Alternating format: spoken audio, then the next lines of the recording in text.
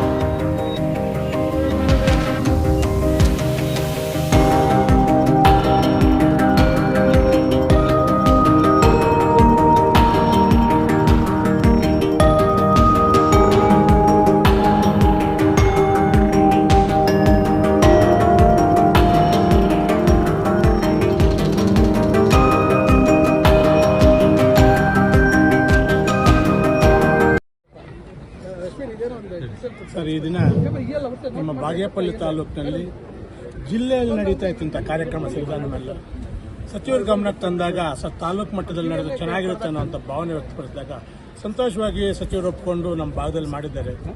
ಈ ನಮ್ಮ ಭಾಗದಲ್ಲಿ ರೈತರಿಗೆ ಉಪಯುಕ್ತ ಆಗ್ತಾ ಇದೆ. ಯಾಕಂದ್ರೆ ಎಷ್ಟೋ ಜನ ಇವತ್ತು ನೋಡಿದ್ರು, ಆ ಇಕ್ವಿಪ್ಮೆಂಟ್ ನೋಡಿದ್ರು, ದೆನ್ ಇಲ್ಲೆಲ್ಲ ಸ್ಟಾಲ್ಗಳು ನೋಡಿದ್ರು, ಅವ್ರಿಗೂ ಪ್ರೇರೇಪಣೆ ಆಗ್ತಾ ಇದೆ. ಒಂಥರ ಇಂಥ ನಾವು ಯಾಕೆ ಮಾಡಬಾರ್ದು ಅಂತ ಈ ಒಂದು ಸಿರಿಧಾನ್ಯ ಮೇಳದಿಂದ ಬಾಗೇಪಲ್ಲಿ ರೈತರಿಗೆ ಅನುಕೂಲ ಆಗಿದೆ ಅನ್ನೋ ಮಾತು ಹೇಳಕ್ಕೆ ನಾನು ಇಷ್ಟಪಡ್ತೀನಿ ಸರ್. ಈಗ ನಾವು ಸುಬ್ಬಾರೆಡ್ಡಿ ಅವರು ನನ್ನ ಜೊತೆಯಲ್ಲಿ ಅವರು ಹಿರಿಯರು, ನಾವಿಬ್ರು ನಾನು ಸ್ವಲ್ಪ ಮುಂಚಿತವಾಗಿ ರಾಜಕಾರಣಕ್ಕೆ ಬಂದೆ, ಅವ್ರು ಸ್ವಲ್ಪ ತಡವಾಗಿ ರಾಜಕಾರಣಕ್ಕೆ ಬಂದರು. ಅವ್ರು ಹ್ಯಾಟ್ರಿಕ್ ಸಾಧಿಸಿದ್ರು, ನಾವು 2 ಸತಿ ಸೋತಿದ್ದೀವಿ, ಈಗ ಇಬ್ಬರು 3ನೇ ಸತಿ ಗೆದ್ದಿದ್ದೀವಿ. ಅವರು ಮಂತ್ರಿ ಆಗ್ತಕ್ಕಂಥದ್ದಕ್ಕೆ ಎಲ್ಲ ಅರ್ಹತೆ ಇರ್ತಕ್ಕಂಥವ್ರು, ಎಲ್ಲ ಅವ್ರಿಗೆ ಅದ್ರ ಬಗ್ಗೆ ತಿಳುವಳಿಕೆ ಇರ್ತಕ್ಕಂಥವ್ರು. ಅಂತಿಮವಾಗಿ ಮುಖ್ಯಮಂತ್ರಿಗಳು ಕಾಂಗ್ರೆಸ್ ಹೈಕಮಾಂಡ್ ತೀರ್ಮಾನ ಮಾಡಬೇಕು.